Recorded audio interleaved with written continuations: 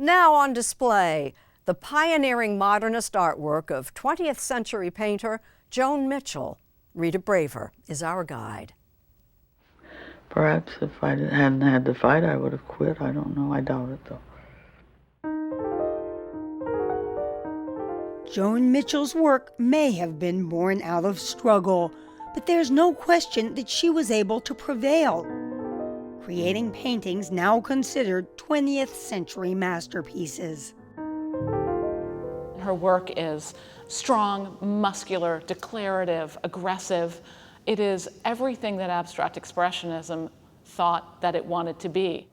And Katie Siegel, who co-curated this show for the Baltimore Museum of Art, says that it is in part an effort to place Mitchell in the pantheon of other abstract expressionists who exploded onto the New York art scene in the 1950s.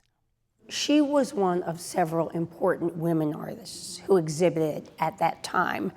Yet it seems like it was the men who got all the attention. Mm-hmm. Why was that?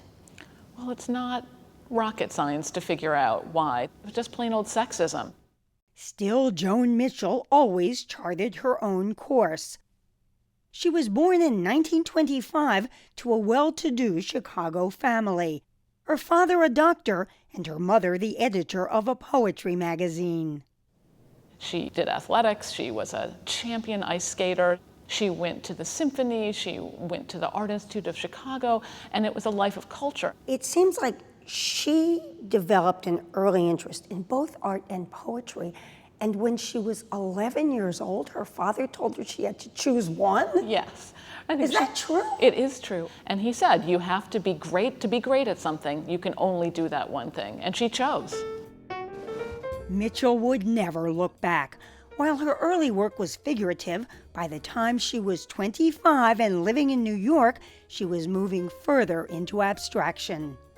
And she paints Figure in the City in 1950, and she said, I knew that would be my last figure, and it was. In 1959, she moved to Paris, where she made increasingly larger works.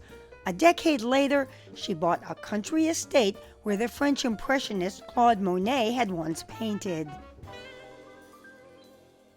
How has her work evolved by this time?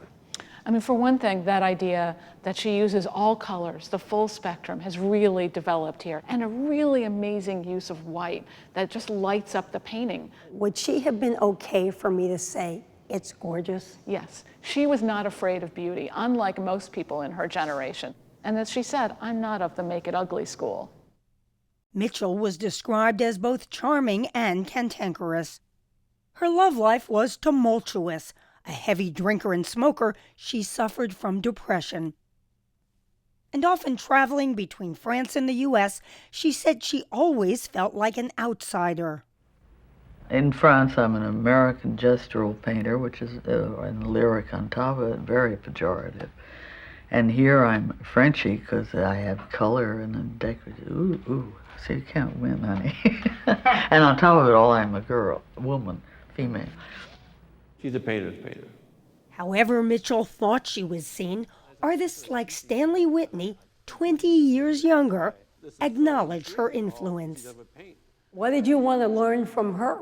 The freedom, and I wanted the color, and I wanted the space, the timing of it, the rhythm of it. And he says that works like Sunflowers show how skilled Mitchell became.